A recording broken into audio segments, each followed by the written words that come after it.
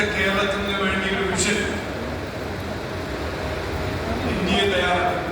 ഇതിന് ആദ്യമായി ഞാൻ തുഷാർജി, സാബുജി, ഇവിടെ വന്ന എല്ലാ ഇന്ത്യയെ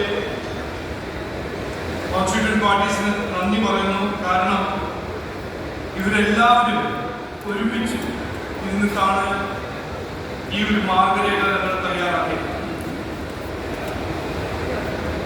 ഇതില് നമ്മളിപ്പോൾ 2026 കേരളത്തിന്റെ സ്ഥിതി നോക്കുമ്പോൾ 2014 ഇന്ത്യയിൽ എന്തായിരുന്നു അതുപോലെ തന്നെയാണ് കേരളത്തിന്റെ സ്ഥിതി.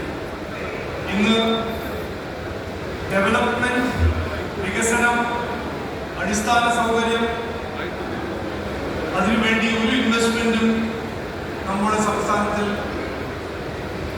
ഉണ്ടാകുന്നില്ല. കുട്ടികൾ, ഇതാണ് കേരളത്തിന്റെ ഇൻവെസ്റ്റ്മെന്റ്. കുട്ടികളുടെ മൈഗ്രേഷൻ ഡബിളാവും.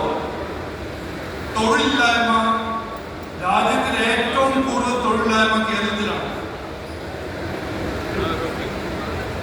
ഏറ്റവും കൂടുതൽ വിലക്കയറ്റം. കാരണം നമ്മുടെ എല്ലാ ഭക്ഷണ സാമഗ്രി എല്ലാം ഞങ്ങൾ ഇമ്പോർട്ട് ചെയ്യാണ്. അതാണ് സ്ഥിതി. കേരളത്തിന്റെ കടം 5 ലക്ഷം ക്രോസായി 6 ലക്ഷം വരെ എത്തുന്നു. 40% ഗ്രാജുവേറ്റ്സ് ഇന്ന് തൊഴിലില്ലാതെ ജീവിക്കുന്ന ഒരു സ്ഥിതിയാണ് നമ്മൾ കേരളത്തിൽ കാണുന്നത്. അപ്പോൾ മാറ്റം അനിവാര്യമാണ്, മാറ്റം വേണം. അതിലൊരു അഭിപ്രായ വ്യത്യാസമുണ്ട്. പക്ഷേ ആ മാറ്റം എന്താണ്?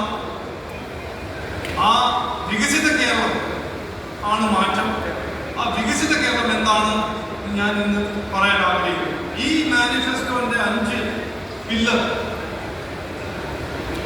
ഒരു വലിയൊരു നിക്ഷേപവും, ജോബിന്റെ റെവല്യൂഷൻ, ക്വാളിറ്റി ഓഫ് ലൈഫ്, ജനങ്ങളുടെ ജീവിതത്തിൽ വ്യത്യാസം, ഒരു വളർച്ച,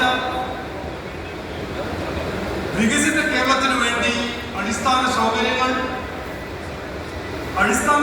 ഇല്ലെങ്കിൽ വികസനം ഉണ്ടാവാൻ വലിയ കഷ്ടമാണ്. അതുകൊണ്ട് ഇൻവെസ്റ്റ്മെന്റും ജോബ് റെവല്യൂഷൻ ക്രിയേറ്റ് ചെയ്യണമെങ്കിൽ കേരളത്തിൽ അടിസ്ഥാന സൗകര്യങ്ങൾ ആവശ്യമാണ്. അതിനപ്പുറം ഫൈനാൻഷ്യൽ സെൽഫ് സഫിഷ്യന്റ്, കടം വാങ്ങിച്ചിട്ട് മുമ്പോട്ട് പോകുന്ന സ്ഥിതിയല്ല ഇവിടുത്തെ